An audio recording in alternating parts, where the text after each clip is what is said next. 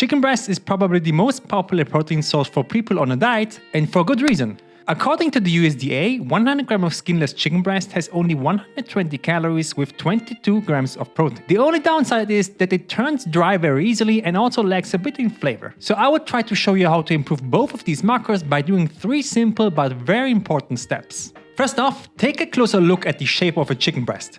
It starts very thin and then becomes thicker and thicker. So if you cook a chicken breast like this in a pan or in the oven, the heat will take longer to penetrate the thicker side than the thinner side, resulting in uneven cooking. Either you get a juicier thicker side with a dry thinner side, or the thicker side is still raw. To prevent this from happening, I will put the chicken breast into a plastic bag, place it on top of an even surface, and then pound it with anything that is heavy. I will use my pot. Focus more on the thicker side until the chicken is fairly even, around a minute. This will make sure that the entire chicken will cook evenly. Step 1 for a juicy chicken is done.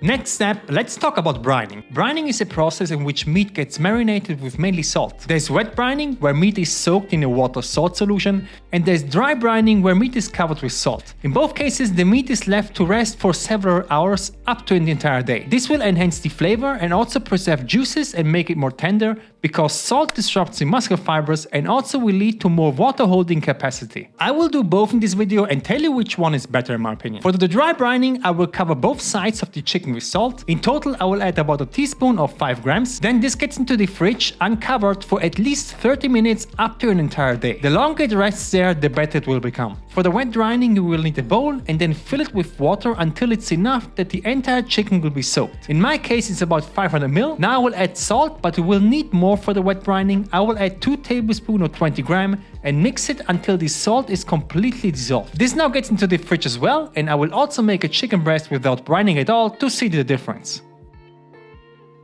I brined them for 1 hour and look at the difference the salt already made. The dry brining meat is darker and also has a dry surface. Now, I would think that this will also lead to dry chicken, but let's find out when cooking. The wet brining, on the other hand, doesn't look very different. I will remove it from the water and pat it dry with some paper towels. I will season the brined chicken with ground pepper, and the unbrined chicken will be seasoned with a generous amount of salt and a couple of cranks of black pepper as well. I will preheat a pan. I almost always use a non-stick on medium heat. Now, you can either add a second of spray of olive oil or just add a half a teaspoon of oil into the pan and then spread it with a brush. Important is that the entire surface of the chicken gets in contact with the oil, so the heat gets evenly distributed on the entire surface for an even crust. I will cook this chicken now and flip it every minute or so until, and this is in my opinion the most important and last step, it arrived at my desired temperature measured with a food thermometer. Now, this will require a little bit of practice, but after a couple of tries, you will never overcook a piece of meat ever again. So the FDA recommends 74 degrees Celsius or 165 F for a safe chicken breast. That is the temperature that will kill almost all bacteria instantly, but will also lead to a dry chicken breast. However, Kenji Lopez wrote a very nice article on Serious Eats where he describes how you can safely cook your chicken breast below that temperature to avoid dry meat. At lower temperature, the bacteria simply need more time to get killed. So if you cook it to 71°C, for example, you only need to let it rest for 50 seconds, where the meat only dropped for 1°C after 3 minutes, to have the same safetiness as 74 degrees Celsius, and on top of that a juicier result. So now let's check the differences on the brining method. On the left side I have the non-brining, the middle is dry brining, and the right side is the wet. I will first start with the non-brining, and as you can see, even though I cooked it to 72 degrees Celsius, it has still very little juices and looks very dry. Let's see the dry brining chicken next and look at the difference. It is on a complete different level. Absolutely insane how much juices come out of this. My hands are completely wet. Now let's see the wet brining, and I have to say it doesn't look very juicy either, even though I cooked it to the same temperature as the other two. So let's give them a try and see what the flavor says. I will again start with the non-brined. I have to say, properly seasoning a chicken is so important.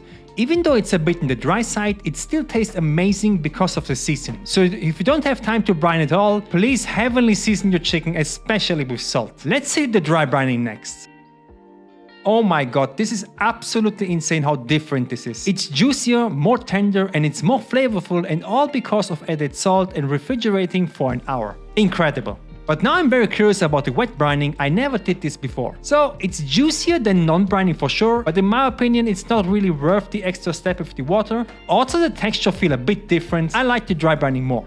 So if you have time, go with your dry brining 100%, it's worth it. Now that you know how to make a proper chicken, click on this video to make a proper healthy burrito bowl and see you there.